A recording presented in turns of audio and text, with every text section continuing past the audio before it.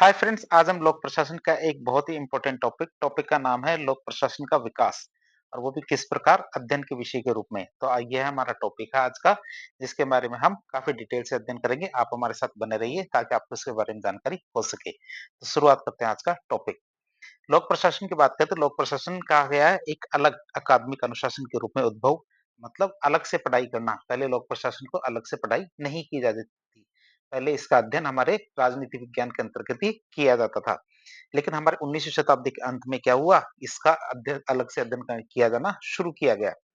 विशेष रूप से देखें तो हमारे संयुक्त राज्य अमेरिका में इसको अलग से पढ़ा जाना शुरू किया गया। तो अब हम देखेंगे लोक प्रशासन का अलग से अध्ययन के विषय के रूप में किस प्रकार शुरुआत हुई थी।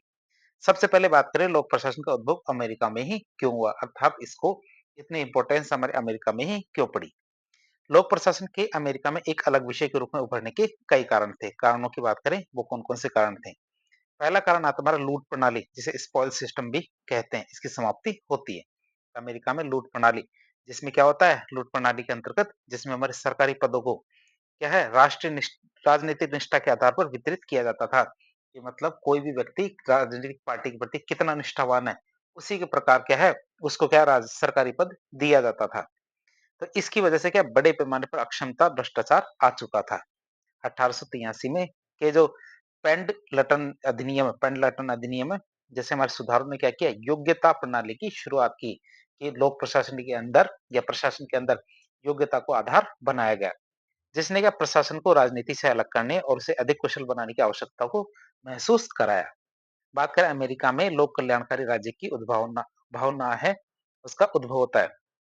जो लोक अमेरिका में क्या होता है, लोक कल्याणकारी राज्य की अवधारणा का उद्भव होता है। बात करें तो 20वीं शताब्दी की शुरुआत में क्या होता है, 20वीं शताब्दी की शुरुआत में खासकर देखें तो फ्रैंकलिन डी रूजवेल्ट के जो न्यू डील की थी उन्होंने, उसके बाद सरकार की भूमिका केवल कानून व्यवस्था बनाए रखने तक ही सीमित नहीं रही है। सरकार क्या है, केवल कानून व्यवस्था को बनाए रखने तक ही सीमित नहीं रखती, बल्कि ये क्या है, लोक कल्याणकारी कार्य जैसे हमारी शिक्षा, स्वास्थ्य, सामाजिक सुरक्षा, ये भी देना सरकार ने शुरू किया। पहले क्या सरकार क्या करती थी, केवल कानून व्यवस्था बनाने का कार्य करती थी। लेकिन अब सरकार क्या कर रही है, लोक कल्याणकारी कार्यों में भी संलिप्त या मिली हुई है। जैसे हमारी शिक्षा, स्वास्थ्य, सामाजिक सुरक्षा, ऐसी चीजें हैं, उनका भी विस्तार सरकार के द्वारा किया जा रहा है। तो इससे क्या जटिल प्रशासनिक मशीनरी की आवश्यकता होती है, और यह मशीनरी कौन उपलब्ध कराता है, यह हमारे लोक प्रशासन उपलब्ध कराता है। फिर बात करें तीसरे की, तो तीव्र औद्योगिकरण और बड़े पैमाने पर सामाजिक विस्थापन। तो औद्योगिकरण के कारण क्या हुआ, शहरीकरण में वृद्धि होती है, जिससे नई सामाजिक और आर्थिक समस्याएं उत्पन्न होती है। और इन समस्याओं से निपटने के लिए एक प्रभावी और कुशल सार्वजनिक प्रशासन की आवश्यकता महसूस हुई। और यह आवश्यकता किसने पूरी की, ये हमारे लोक प्रशासन ने पूरी की थी।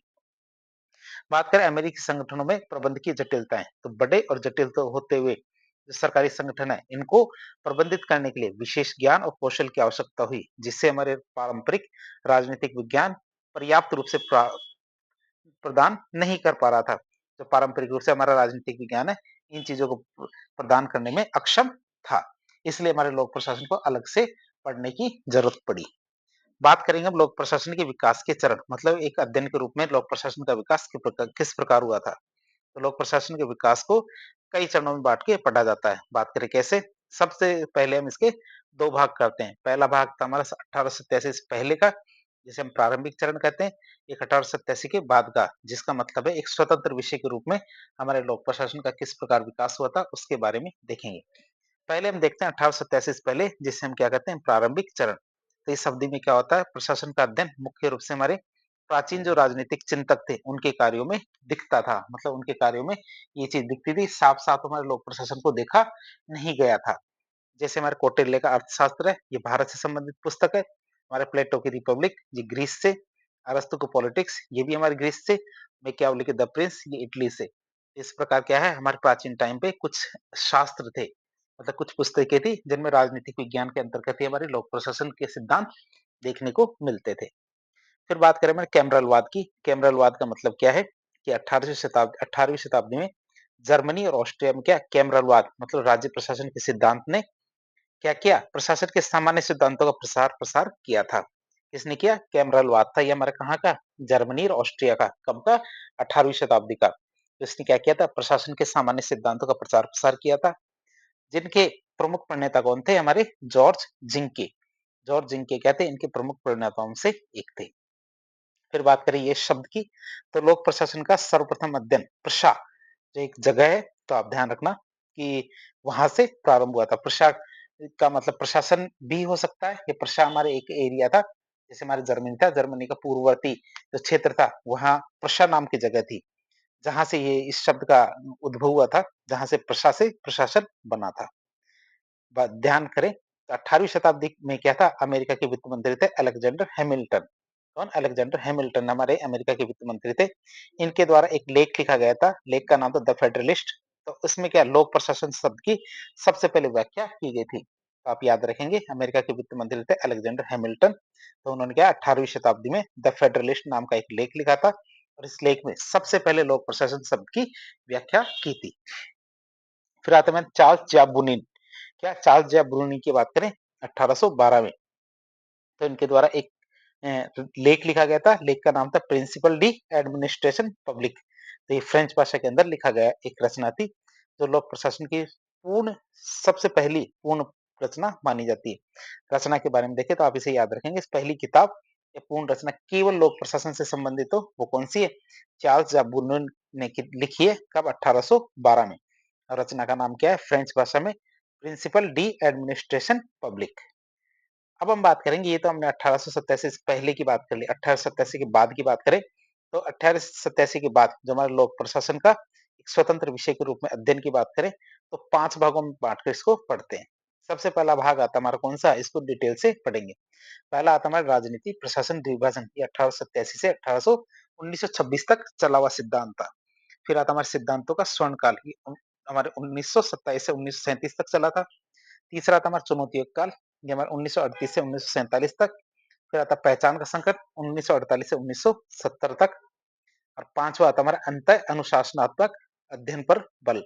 या अंतः अनुशासनात्मक अध्ययन पर बल की बात करें 1973 से 1990 तक। और एलपीजी और लोक प्रशासन ये हमारे 1991 से चलता हुआ अब तक आ रहा है। तो हम इसको 1800 जो 87 है, इसके बाद से इसको 6 भागों में बांट के पढ़ते हैं। एक-एक करके इनके बारे में पढ़ेंगे। तो हम देखेंगे लोक प्रशासन के विकास के चरण। लोक प्रशासन ये हम अध्ययन की बात करें, अध्ययन का विकास किस तरह हुआ? पहले इसको लोक राजनीति विज्ञान के अंतर्गत पढ़ा जाता था, अब इसको अलग एक विषय के रूप में पढ़ा जाना शुरू किया गया। तो बात करें इसका किस तरह विकास हुआ था। तो लोक प्रशासन के अकादमिक अनुशासन के रूप में विकास को आमतौर पर कई भागों में बाँट के पढ़ा जाता है, जो इसकी अवधारणा और दायरे में हुए जो परिवर्तन थे, इसके बारे में दिखाता है। पहले चरण की बात करें, तो पहला चरण कौन-सा आता है? पहला चरण आता है हमारे राजनीति प्रशासन द्विभाजन। क्या आता है? राजनीति प्रशासन द्विभाजन की बात करें, तो हमारा 1887 से 1926 तक चला था। तो ये चरण क्या है? लोक प्रशासन के कोई एक स्वतंत्र अनुशासन के रूप में उद्भव का प्रतीक है। तो हमारा पहला चरण है राजनीति प्रशासन द्विभाजन। तो ये चरण क्या है? हमारे लोक प्रशासन के एक स्वतंत्र अनुशासन के रूप में उद्भव का प्रतीक है। हमारे सबसे पहले आता है वुड्रो विल्सन। तो वुड्रो विल्सन को इस चरण का अग्रदूत और लोक प्रशासन का जन्मदाता माना जाता है। किनको? वुड्रो विल्सन को। उन्होंने क्या किया? 1887 में एक लेख लिखा। लेख का नाम था द स्टडी ऑफ एडमिनिस्ट्रेशन। लेख का नाम आप याद रखेंगे वुड्रो विल्सन के। इसका नाम है द स्टडी ऑफ एडमिनिस्ट्रेशन। इस लेख में उन्होंने ये तर्क दिया कि प्रशासन को राजनीति से अलग किया जा सकता है। क्या? प्रशासन को राजनीति से अलग किया जा सकता है। उनका मानना था कि संविधान की रचना करना तो बहुत सरल है, किंतु इसे चलाना मतलब प्रशासन किस चीज से चला सकता है, और ये बहुत ही कठिन कार्य होता है। संविधान की रचना करना तो बहुत सरल काम है, लेकिन इसको चलाने के लिए प्रशासन लगता है, और उसके लिए ये बहुत कठिन काम है। इसी क्रम में हमारे क्या है 1900 के अंदर अमेरिकी विद्वान थे फ्रैंक जे गुडनाउ। कौन थे? फ्रैंक जे गुडनाउ की बात करें, तो उन्होंने अपनी पुस्तक पॉलिटिक्स एंड एडमिनिस्ट्रेशन में इस द्विभाजन का समर्थन किया कि राजनीति विज्ञान और प्रशासन दोनों अलग-अलग चीजें हैं। तो 2 भागों में बाँट के पढ़ा। गुडनाव की बात करें, गुडनाव को मानना था कि राजनीति राज्य की इच्छा का प्रतिपादन करती है, अर्थात नीति निर्माण करने का कार्य कौन करती है? राजनीति। जबकि प्रशासन क्या करता है? उन नीतियों को लागू करने का कार्य करता है, अर्थात प्रशासन उनका क्रियान्वयन करता है। इसलिए गुडनाव को अमेरिका में लोक प्रशासन का पिता कहते हैं, और ओवरऑल विश्व की बात करें तो हमारे वुड्रो विल्सन को लोक प्रशासन का पिता कहते हैं। अमेरिका में से फ्रैंक जे गुडनाव को लोक प्रशासन का पिता कहते हैं। बात करें 1926 की, तो 1926 में लोक प्रशासन पर पहली व्यवस्थित पुस्तक लिखी गई थी। कौन-सी? Introduction to the study of public administration. पुस्तक का नाम आप याद रखेंगे introduction to the study of public administration. ये पुस्तक किसने लिखी थी? एल.डी. व्हाइट के द्वारा। किसने लिखी थी? एल.डी. व्हाइट ने ये पुस्तक लिखी थी। और इस पुस्तक के बारे में क्या कहा गया है? 1926 में लोक प्रशासन पर पहली व्यवस्थित रूप से पाठ्य पुस्तक थी ये। बात करें इस चरण की, एक ये महत्वपूर्ण उपलब्धियां थी। हमने देख लिया किन-किन के बारे में। दुनिया के अंदर जो लोक प्रशासन के जन्मदाता थे वो हमारे वुडरो विल्सन थे। एक हमारे अमेरिका के अंदर की बात करें तो अमेरिका के अंदर हमारे फ्रैंक जे गुडनाउ थे। और साथ साथ पहली व्यवस्थित पुस्तक की बात करें तो ये कौन सी हमारी, ये हमारे एल डी वाइट की introduction to the study of public administration. आप इनके बारे में याद रखेंगे। इसके बाद आता हमारे कौन, दूसरा चरण को हम कहते हैं सिद्धांतों का स्वर्ण काल। क्यों? क्योंकि अब धीरे-धीरे जब किसी भी विषय को अलग से पढ़ना शुरू किया जाता है, तो उसके संबंधित सिद्धांत भी होने चाहिए। तो सिद्धांतों की बात करें, तो इस चरण में हमारे लोक प्रशासन के सार्वभौमिक जो सिद्धांत है, प्रिंसिपल्स ऑफ पब्लिक एडमिनिस्ट्रेशन, इनको विकसित करने पर बहुत ज़्यादा जोर दिया गया है। और ये माना गया है कि कुछ ऐसे सिद्धांत हैं, जो सभी प्रशासनिक संगठनों पे लागू होते हैं, चाहे उनका कैसा भी संदर्भ हो, मतलब सरकारी हो या निजी हो, सभी जो प्रशासन होते हैं, संगठन होते हैं, उनमें ये लागू होते हैं। ऐसे कौन-कौन से सिद्धांत होते हैं? बात करें इस चरण में महत्वपूर्ण पुस्तकें लिखी गई थी। जैसे हमारे एक तो विलोबी की पुस्तक थी, 1927 में लिखी गई थी कौन-सी? Principles of public administration. दूसरी पुस्तक की बात करें, मुने और रेले, इनके नाम देखें पुस्तक का, तो हमारे ऑनवर्ड इंडस्ट्री जो 1930 में लिखी गई थी। और इसमें क्या किया गया था? इसमें संगठन के 4 सिद्धांतों का उल्लेख किया गया था। फिर गुलिक और उर्विक की बात करें तो इनकी पुस्तक थी 1937 में, जिसमें उन्होंने पोस्ट कॉर्पोरेट सिद्धांत का उल्लेख किया था। पुस्तक का नाम था papers on the science of administration. तो आप ध्यान रखेंगे तीनों के नाम। विलोबी की बात करें तो डब्ल्यू एफ विलोबी की, तो प्रिंसिपल्स ऑफ पब्लिक एडमिनिस्ट्रेशन 1927 में। मुनय रेले की बात करें, उनकी पुस्तक है ऑनवर्ड इंडस्ट्री 1930 में, जिसमें उन्होंने 4 सिद्धांतों का वर्णन किया था संगठन के। गुलिक और उर्विक की बात करें तो इनकी पुस्तक थी 1937 में लिखी हुई, जिसमें उन्होंने पोस्ट कॉर्पोरेट सिद्धांतों का उल्लेख किया था। पुस्तक का नाम था papers on the science of administration. ये उल्लेखनीय है कि विभिन्न विद्वानों ने अपने-अपने सिद्धांत दिए थे। जैसे फेयोल ने 14 सिद्धांत, मुनेरेले ने 4, गुलिक ने 10, उर्विक ने 29 और 8। इस प्रकार अलग-अलग जो विद्वान थे, उन्होंने अपने-अपने सिद्धांत दिए थे। अब हम बात करें तीसरे चरण की। तीसरा चरण हमारा चुनौतियों का काल, जो 1938 से 1947 तक चला था। इस चरण में क्या होता है? पहले का दिया हुआ सिद्धांत, मतलब सिद्धांतों का स्वर्ण काल था, इसमें विकसित किए गए जो प्रशासनिक सिद्धांत थे, उनको गंभीर रूप से चुनौतियाँ दी गई और उनकी आलोचना की गई। बात करें हमारे चेस्टर बर्नार्ड की, तो चेस्टर बर्नार्ड ने 1938 में एक किताब लिखी थी। किताब का नाम था द फंक्शंस ऑफ एग्जीक्यूटिव। बहुत बड़े विद्वान थे। विद्वान की पुस्तक का नाम था द फंक्शन ऑफ एग्जीक्यूटिव। तो उस पुस्तक में क्या किया? किसी भी प्रशासनिक सिद्धांत का उन्होंने कोई उल्लेख नहीं किया। जनता सभी इंतज़ार कर रही थी कि उनकी पुस्तक आएगी और कोई न कोई नया जो हमारे लोक प्रशासन का प्रशासनिक सिद्धांत है वो निकल के आएगा। लेकिन उन्होंने पुस्तक में एक भी सिद्धांत नहीं दिया। जिससे हमारे लोक प्रशासन के विद्वानों को बहुत ज़्यादा निराशा हुई। क्यों? क्योंकि सिद्धांतों की सार्वभौमिकता पे सवाल उठाता है कि सिद्धांत तो होते ही नहीं है और जो भी सिद्धांत है ये कहावतें, मुहावरे हैं। ये किसने कहा? हमारे अल्बर्ट साइमन ने। साइमन गोबेक, मतलब साइमन साहब कहते हैं उल्टी-पुल्टी बातें। 1946 में अल्बर्ट साइमन ने अपने एक लेख में, लेख का नाम है एडमिनिस्ट्रेटिव बिहेवियर, तो उसमें क्या किया? प्रशासनिक सिद्धांतों को केवल मुहावरे और लोकोक्तियां करके उनकी कड़ी आलोचना की थी और साथ में तर्क देते हुए कहा था कि वे वैज्ञानिक रूप से मान्य नहीं है और अक्सर क्या है? कैसी है? विरोधाभासी है।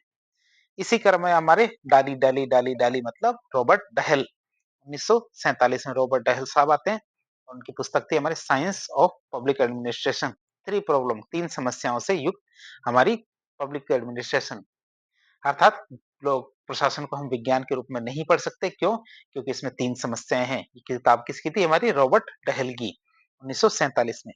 तो लोक प्रशासन के विज्ञान बनने में 3 बाधाओं का उल्लेख इन्होंने इस पुस्तक में किया था। जैसे प्रशासन का मूल्य मुक्त अध्ययन, जैसे प्रशासन कोई चीज़ नहीं है, प्रशासन लोगों के द्वारा चलाया गया एक तंत्र होता है। तो बात करें, लोग होते हैं, लोगों का अलग-अलग मूल्य होता है, इसीलिए लोग प्रशासन को क्या है? मूल्य मुक्त अध्ययन नहीं किया जा सकता। तो ऐसा करना लगभग असंभव है, क्योंकि एक व्यक्ति का मिजाज अलग है, दूसरे व्यक्ति का मिजाज अलग है, तो सेम प्रशासन को दोनों अलग-अलग तरीके से चलाएँगे। फिर मानव व्यवहार की परिवर्तनशीलता, जो इसे क्या है? भविष्यवाणी योग्य नहीं बनाती है। क्यों? क्योंकि मानव का व्यवहार बदलता रहता है। तीसरा आता है सामाजिक परिवेश, जो प्रत्येक प्रशासनिक स्थिति को अद्वितीय बनाता है। मतलब कि अलग-अलग देशों में, अलग-अलग क्षेत्रों में सामाजिक परिवेश अलग-अलग होता है। तो उन अलग-अलग परिस्थितियों में सेम प्रकार का प्रशासन लागू नहीं किया जा सकता। चौथा अंतर चरण आता है हमारा, चौथा चरण जिसे कहते हैं पहचान का संकट, ये 1948 से 1970 तक चला था। तो इस चरण में हमारे लोक प्रशासन को अपनी अकादमिक पहचान का गंभीर संकट महसूस होता है कि भैया पढ़ाई के रूप में अब इसको पढ़ना लगभग-लगभग बंद कर देंगे, ऐसा डर लगने लगा हमारे लोक प्रशासन को। तो सिद्धांतों की आलोचना और व्यवहारवादी जो क्रांति है, इसके प्रभाव के कारण की बात करें, ऐसा क्यों हुआ? क्योंकि लोक प्रशासन के कुछ सिद्धांत दोबारा से क्या कहने लगे, हम तो राजनीति विज्ञान के अंतर्गत अपने सिद्धांत और कार्य करेंगे, तो राजनीति विज्ञान की तरफ वो चले जाते हैं। जॉन गाउस ने क्या किया 1950 में trends in the theory of public administration नामक एक लेख लिखा, और उसमें लेख में क्या बताया कि लोक प्रशासन कोई किताब नहीं है, कोई विषय नहीं है, यह क्या है, राजनीति विज्ञान की एक शाखा है, जिसको क्या कुछ लोगों ने अलग से किताब बना के अलग विषय बना दिया, जबकि वो अलग विषय नहीं है। हालांकि बात करें लोक प्रशासन क्या है, विषय के अस्तित्व को, लोक प्रशासन विषय के अस्तित्व को बचाए रखने के लिए और इसकी प्रासंगिकताओं को सिद्ध करने के लिए नई नई अवधारणाएं निकल के आई और नए नए क्षेत्र बने थे कि भैया कैसे भी करके हमें क्या करना है, लोक प्रशासन विषय को बचाना है। जैसे हमारे तुलनात्मक लोक प्रशासन आया था हमारे सीपीए, कंपेरेटिव पब्लिक एडमिनिस्ट्रेशन 1952 से अब तक सक्रिय है। फिर हमारे विकास प्रशासन की बात करें, ये हमारे 1955 से सक्रिय है, जिसे कहते हैं डेवलपमेंटल एडमिनिस्ट्रेशन। एक आता नव लोक प्रशासन, जिसे एनपीए कहते हैं, 1968 के जो मिनोब्रुक सम्मेलन था तब से सक्रिय है। 3 बार हमारे मिनोब्रुक सम्मेलन हो चुके हैं। बात करें पांचवें चरण की, पांचवें चरण आता है अंतर अनुशासनात्मक अध्ययन पर बल, ये हमारे 1971 से 1990 तक चला था। तो इस चरण में हमारे लोक प्रशासन ने अपनी अलग पहचान स्थापित करने के लिए क्या एक समग्र और एक समावेशी दृष्टिकोण अपनाया था। इसने क्या किया, राजनीतिक शास्त्र, अर्थशास्त्र, प्रबंधन, मनोविज्ञान, समाजशास्त्र जैसे जो अन्य विषय हैं, इनके साथ इसने गहरे और घनिष्ठ संबंध स्थापित किए और उनसे अवधारणाओं को आत्मसात किया, मतलब अपने अंदर मिलाने की कोशिश की। इस चरण में पारंपरिक लोक प्रशासन के विभिन्न सिद्धांत, जैसे हमारे राजनीतिक प्रशासन, विभाजन, संगठन में पद सोपानी व्यवस्था, प्रशासन का मूल्य मुक्त अध्ययन, इन आदि को खारिज और या फिर नकार दिया गया और प्रासंगिकता और सामाजिक समता पर जोर दिया जाने लगा। ये था हमारा पांचवा चरण, जिसे कहते हैं अंतर अनुशासनात्मक अध्ययन पर बल, जो चला था हमारा 1971 से 1990 तक। छठा चरण आता है हमारा एलपीजी और लोक प्रशासन, मतलब 1991 से लेकर अब तक चल रहा है जो। तो 1990 के दशक के बाद वैश्विक स्तर पर उदारीकरण, निजीकरण और वैश्वीकरण, मतलब एलपीजी, मतलब लिबरलाइजेशन, प्राइवेटाइजेशन और ग्लोबलाइजेशन की लहर ने क्या किया, लोक प्रशासन के स्वरूप को मौलिक रूप से बदल दिया। इस चरण में क्या हुआ, नवलोक प्रबंधन मतलब एनपीएम को बोलबाला रहा है, जिसने क्या दक्षता, मितव्ययता, बाजार उन्मुखता, परिणामों पर बहुत ज्यादा जोर दिया था। एक सिद्धांत आता हमारा राज्य का पश्च बैलेंस सिद्धांत, दूसरा सिद्धांत आता हमारा गैर नौकरशाहीकरण। तो इन दो सिद्धांतों पर सबसे ज्यादा जोर दिया गया एलपीजी रिफॉर्म के बाद। बात करें लोक प्रशासन क्या नियंत्रणकर्ता के स्थान पे क्या हो गया, प्रोत्साहनकर्ता और सहजकर्ता बन गया वर्तमान में 1993 के बाद। प्रशासनिक नीतियों के निर्धारण की बात करें तो देश में जो प्रशासनिक नीतियां बनती है, इन पर क्या है, विश्व बैंक, अंतर्राष्ट्रीय मुद्रा कोष मतलब आईएमएफ, संयुक्त राष्ट्र संगठन जैसे जो अंतर्राष्ट्रीय संस्थाएं हैं, इनकी भूमिका में वृद्धि हो रही है, अर्थात इनकी भूमिकाओं की वजह से नीतियां बहुत ज्यादा प्रभावित हो रही है। हाल ही में क्या नवीन लोक सेवा जो एनपीएस है और हमारे सुशासन जो हमारे गुड गवर्नेंस है, इनकी अवधारणाएं भी इसी चरण का हिस्सा साबित हुई है, मतलब नई नई अवधारणाएं सामने आ रही है। अब हम बात करें निकोलस हेनरी की, तो निकोलस हेनरी के अनुसार लोक प्रशासन के विकास के चरण कुछ अलग है, कई बार परीक्षा में आ जाते हैं तो आपको पता होना चाहिए। निकोलस हेनरी ने लोक प्रशासन के विकास को थोड़ा भिन्न लेकिन समानांतर ही 6 चरणों में बांटा था। 6 चरण कौन कौन से हैं इनकी बात करें। पहला चरण आता है राजनीति प्रशासन द्विभाजन, ये 1900 लेके 1926 तक चला था। दूसरा आता है हमारा चरण प्रशासन के सिद्धांत 1927 से 1937 तक। तीसरा आता है हमारे सिद्धांतों की चुनौती और प्रतिक्रिया 1938 से 1950 तक। चौथा आता है हमारा लोक प्रशासन राजनीति विज्ञान की भांति, मतलब 1950 से 1970 तक। पांचवा चरण आता है लोक प्रशासन प्रबंधन की भांति, मतलब 1950 से 1970 तक। ये भी ये चौथे चरण के समानांतर ही चला था, जो ये दिखाता है कि लोक प्रशासन राजनीति विज्ञान और प्रबंधन से जुड़ा हुआ है। तो लोक प्रशासन किन किन से, प्रबंधन से और राजनीति विज्ञान से जुड़ा हुआ है। छठा चरण की बात करें तो लोक प्रशासन की तरह 1971 से लेके अब तक पढ़ा जा रहा है। इस चरण में इस बात पे जोर दे दिया गया था कि लोक प्रशासन ने अपनी अद्वितीय पहचान दोबारा से प्राप्त कर ली है। अर्थात उसे किसी भी सब्जेक्ट से या किसी भी विषय से क्या है तुलना करने की आवश्यकता नहीं है। लोक प्रशासन एक अलग विषय है। अब बात करेंगे तो हमने ओवरऑल देखा, अब हम देखेंगे भारत में किस प्रकार लोक प्रशासन विषय का विकास हुआ था। तो भारत में लोक प्रशासन के एक अकादमिक विषय के रूप में विकास भी बहुत धीरे-धीरे हुआ था। जैसे 1937 में मद्रास यूनिवर्सिटी में सबसे पहले लोक प्रशासन में डिप्लोमा देना शुरू किया था। इसके लिए क्या प्रोफेसर बेनी प्रसाद के प्रयासों से ये चीज शुरू हुई थी। ध्यान रखना नाम किनका? डॉक्टर प्रोफेसर बेनी प्रसाद के प्रयासों से ये डिप्लोमा प्रोग्राम शुरू किया गया था। 1938 की बात करें तो 1938 में इलाहाबाद यूनिवर्सिटी में भी इसी प्रकार का डिप्लोमा देना शुरू किया गया था। 1945 में लखनऊ यूनिवर्सिटी में भी इस तरह का डिप्लोमा प्रोग्राम शुरू हुआ था। 1949 में लोक प्रशासन का पहला पूर्ण विभाग हमारे नागपुर यूनिवर्सिटी में शुरू किया गया था। इसके पहले विभागाध्यक्ष कौन बनाए गए? हमारे महादेव प्रसाद शर्मा को। इसी वजह से महादेव प्रसाद शर्मा को भारत में लोक प्रशासन के पिता के रूप में जाना जाता है। 1954 में क्या दिल्ली में पॉल एच एप्पलबी समिति की सिफारिश पर Indian institute of public administration IIPA की स्थापना की गई थी। कब? दिल्ली में 1954 में। ये संस्थान क्या करता है? ये लोक प्रशासन की शोध और प्रशिक्षण का एक बहुत ही महत्वपूर्ण केंद्र है। बात करें हमारे 1959 की, 1959 में हमारे लखनऊ विश्वविद्यालय में भी लोक प्रशासन विभाग की स्थापना की जाती है। 1975 में तो राजस्थान यूनिवर्सिटी जो जयपुर है, तो जयपुर में प्रोफेसर एम बी माथुर के प्रयासों से, ध्यान रखना प्रोफेसर एम बी माथुर के प्रयासों से क्या होता है? लोक प्रशासन विभाग की स्थापना होती है। इसी वजह से राजस्थान में लोक प्रशासन के पिता किसे माना जाता है? प्रोफेसर एम बी माथुर को। बात करें हमारे 1987 की, तो 1987 में यूपीएससी मतलब संघ लोक सेवा आयोग के द्वारा भी लोक प्रशासन को सिविल सेवा परीक्षा में एक ऐच्छिक विषय मतलब ऑप्शनल सब्जेक्ट के रूप में शामिल किया गया था, जिससे क्या इसकी अकादमिक और व्यावसायिक प्रासंगिकता बढ़ जाती है। बात करें भारत की, तो भारत में लोक प्रशासन के 4 मठ प्रमुख है। वो कौन-कौन से हैं? हैदराबाद, चंडीगढ़, जयपुर और लखनऊ। नाम आप याद रखेंगे हैदराबाद, चंडीगढ़, जयपुर और लखनऊ को लोक प्रशासन के 4 मठ या 4 प्रमुख केंद्र माना जाता है। जो क्या है इस विषय के अध्ययन और अनुसंधान में महत्वपूर्ण भूमिका को निभाते हैं। वर्तमान में बात करें तो वर्तमान में लगभग 50 विश्वविद्यालयों में लोक प्रशासन हेतु अलग विभाग स्थापित किए गए हैं, जो इस विषय के व्यापक अध्ययन और शोध को बढ़ावा दे रहे हैं। तो इस तरह आज एक लेक्चर के लिए हमने लोक प्रशासन विषय के विकास के बारे में काफी डिटेल से जानने की कोशिश की। इस प्रकार के इन्फॉर्मेटिव वीडियो देखने के लिए हमारे चैनल से जुड़े। वीडियो पसंद आता तो वीडियो को लाइक करें, चैनल को सब्सक्राइब करें, अपने दोस्तों का शेयर करें। धन्यवाद।